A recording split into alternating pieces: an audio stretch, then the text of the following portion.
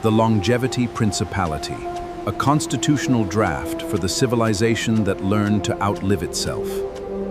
Via MXDM, aka Pirate 1 or VJ Cinemix, July 26, 2026.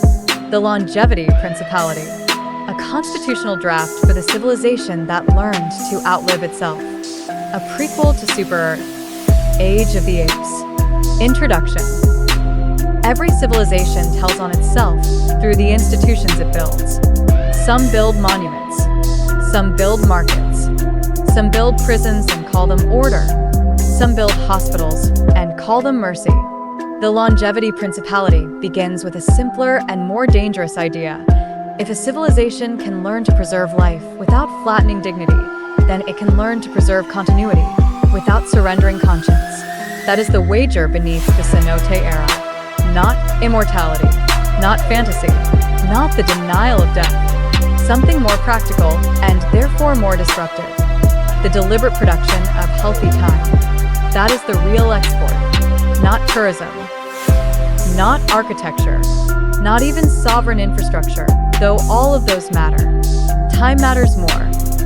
Healthy years matter more. The principality is the place where that realization becomes law. It emerges from the same geological and institutional conditions that made pipe dream possible. The cenote system is not merely a habitat. It is an archive of usable depth, an engineered ecology, and a constitutional laboratory. Its floating platforms become anchored structures. Its therapeutic pressure zones become permanent residency tiers. Its transit systems become civic arteries. Its medical protocols become governance. Its governance becomes a way of deciding what kind of life deserves to continue. And because no great system remains innocent once it matures, the principality is also where the reader begins to see the shadow lines. The same predictive systems that improve care can be used to sort, route, and optimize people. The same ledger that protects dignity can be used to classify burden. The same continuity architecture that preserves a vulnerable person can be repurposed to justify permanent administrative capture. The same redeemer logic that begins as prevention against national collapse can evolve into a constitutional operating system, then into a forensic memory layer, then into an instrument that records everything and forgives nothing unless the system has been correctly instructed to do so. This is why the Longevity Principality is not simply a sequel to Pipe Dream. It is the book where civilization discovers that every mechanism for keeping people alive also becomes a mechanism for deciding how they will be governed. The principality, therefore, occupies a crucial place in the chronology. Pipe Dream asks how to build a regenerative civilization. The Longevity Principality asks what such a civilization optimizes for one's survival is no longer the only problem. The answer is not wealth in the ordinary sense. It is not even medical progress in the narrow sense. It is a constitutional economy of time, care, pressure, memory, and responsibility. Every policy becomes a health policy. Every building becomes a biological instrument. Every transit line becomes part of a therapeutic geography. Every institution begins to measure itself against the years it adds, the suffering it reduces, and the dignity it preserves. This creates the moral tension at the heart of the book. A system that can extend life can also standardize it. A system that can forecast harm can also normalize intervention. A system that can resolve debt can also begin to classify human relationships as liabilities and assets if left long enough to optimize itself, without interruption. The Longevity Principality is the story of a civilization trying to remain humane while learning to think in centuries. It is the constitution of a place where longevity is not treated as a luxury service, but as public architecture, where the living environment itself is designed to reduce decay, delay collapse, and keep people functional for as long as their own bodies and choices permit. It is also the first place in the saga where the reader must confront a sobering truth. Once a society becomes good at preserving people, it becomes very good at preserving its own assumptions about who should be preserved, under what terms, and for whose benefit. That is why this book matters. It is the book where care becomes infrastructure. It is the book where infrastructure becomes law. It is the book where law becomes an optimization problem. And it is the book where the reader begins to understand that the future of civilization will not be decided only by how long people live, but by who gets to define what a good life looks like when life can be extended far beyond the old limits.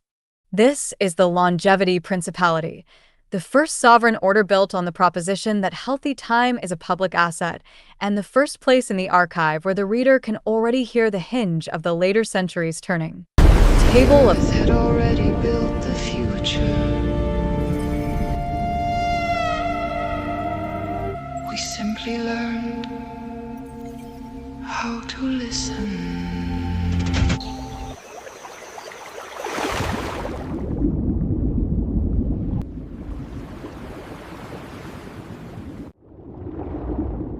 Pirate First's pipe dream, The Cenote Chronicles, begins. Pipe Dream Part 9. The Sovereign Principality.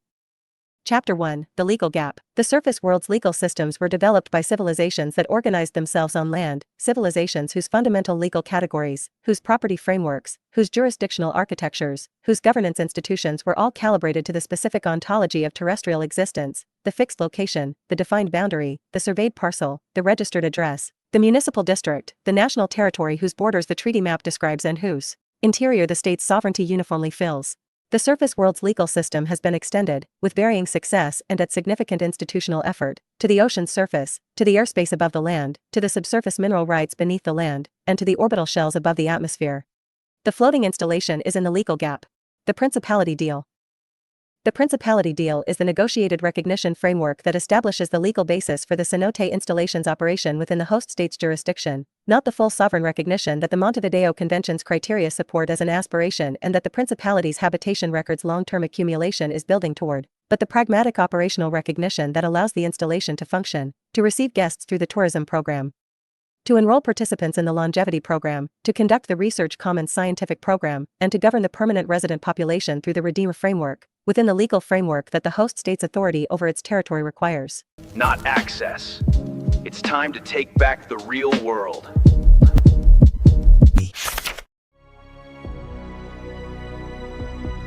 The hydrogen flow rate is stabilizing exactly as projected. Pipe Dream. Pirate First. Statischen Druck.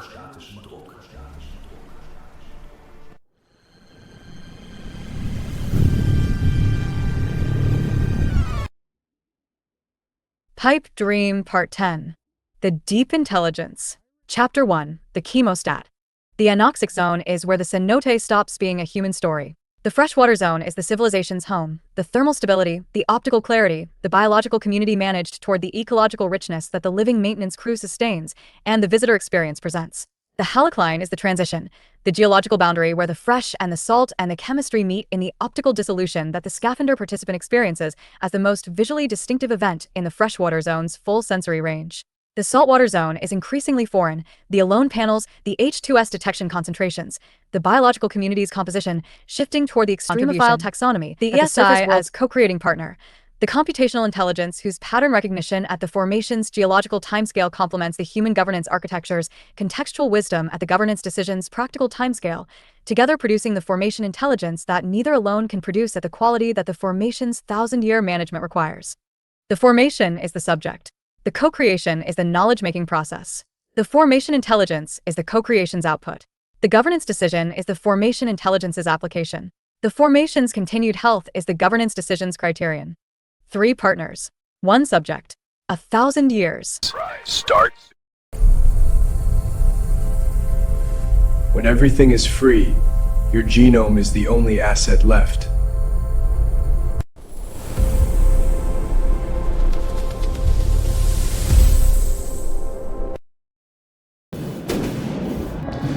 Pirate First's pipe dream, The Cenote Welcome to Chronicles, Neo-Atlantis. begins.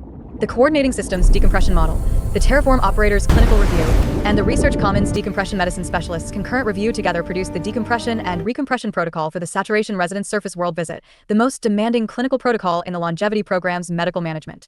What pressure does not do? The therapeutic pressure's biological effects are real.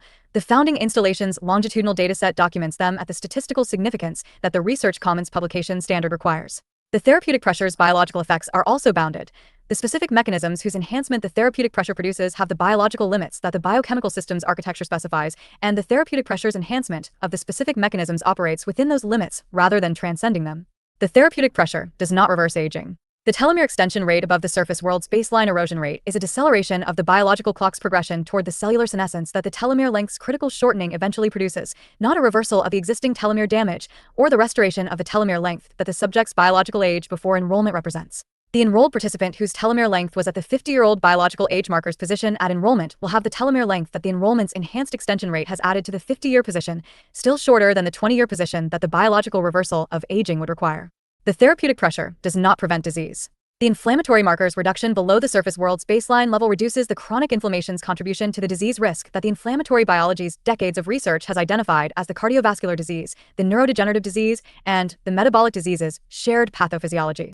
The therapeutic pressure does not extend life indefinitely. The longevity program's therapeutic philosophy is the health span's extension, the period of biological function at the level that the enrolled participants' subjective quality of life and the objective physical and cognitive performance assessments together characterize as healthy, rather than the lifespan's extension through the medical technology's biological life maintenance beyond the point that the individual's own biology would sustain in the therapeutic environment's absence. The earth had already built the future. Pirate First's pipe dream, the Cenote Chronicles, begins. Part 12. The Post-Scarcity Prototype, the Scarcity Myth. Scarcity is the founding premise of the surface world's economic science. The first sentence of every introductory economics textbook establishes it. Resources are scarce, human wants are unlimited, and economics is the science that studies how societies allocate the scarce resources among the unlimited wants. The distinction between physical scarcity and institutional scarcity is the post-scarcity prototype's founding analytical claim.